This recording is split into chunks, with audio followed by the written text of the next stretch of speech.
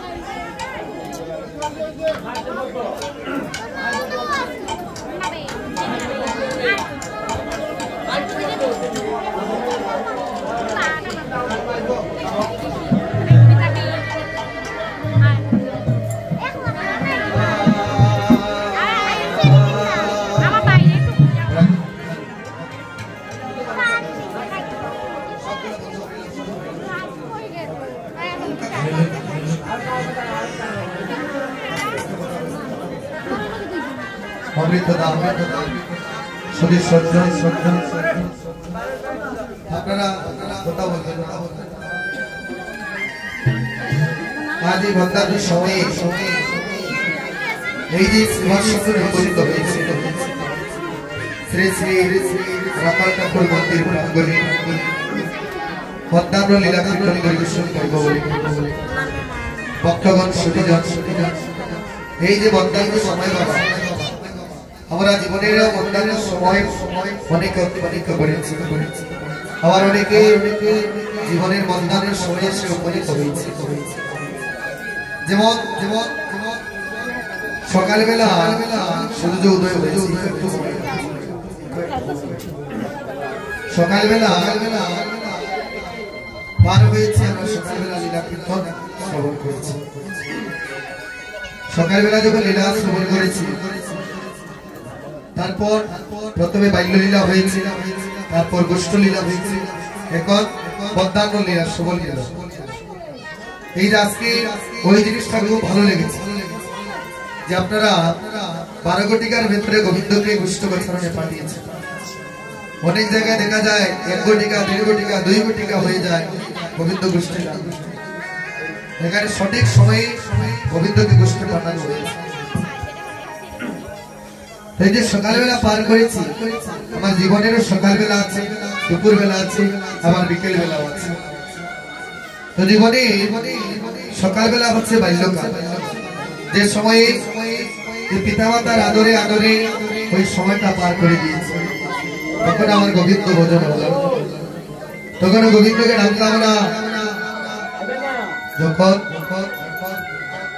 বাল্যকাল পেরিয়ে যখন যৌবন বয়সে আসলাম যাকে বলে জীবনের মধ্যাহ্নের সময়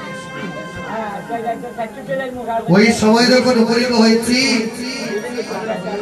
ওই সময়ে এখন আমার গোবিন্দ ভজন হলো না আমার এই যৌবন বয়সে আমার এখন ধন চাই গাড়ি বাড়ি টাকা পয়সা এগুলার পিছনে ছুটতে ছুটতে আমার জীবনের মধ্যাহ্নের সময় আমি পার করে দিয়েছি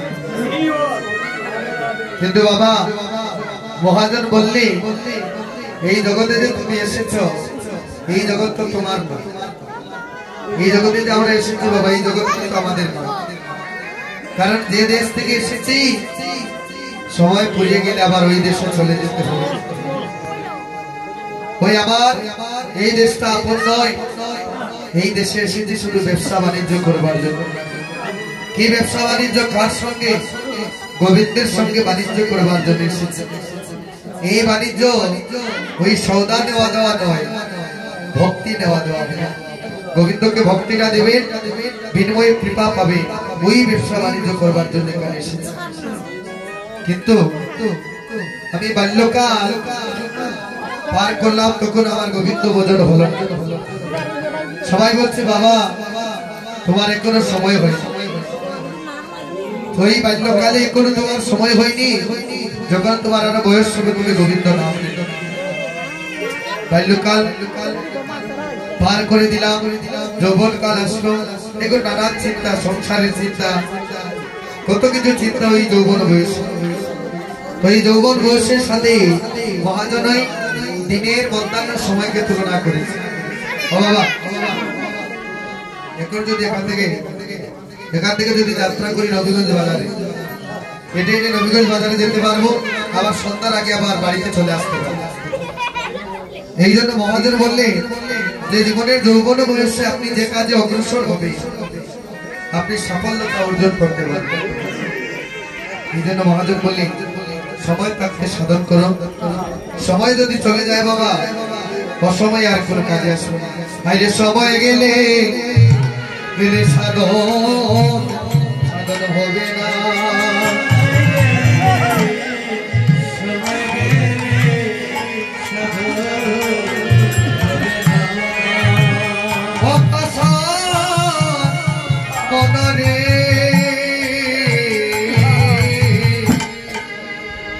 সময় গেলে সাধন হবে না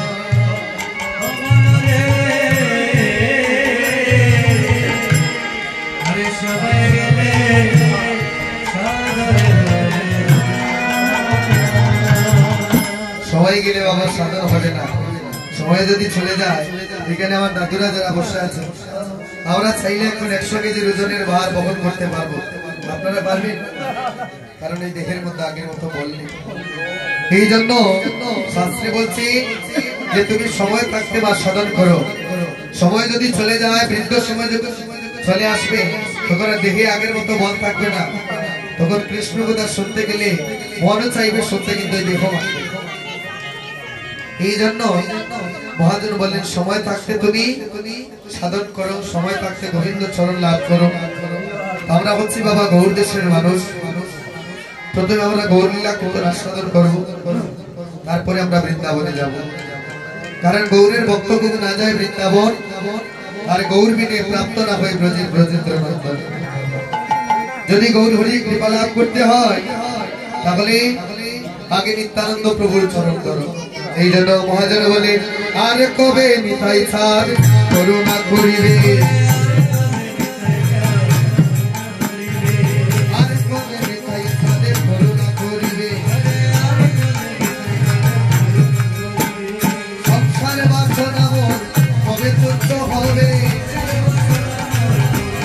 সংসার বাসনা মন কবে তুচ্ছ হবে।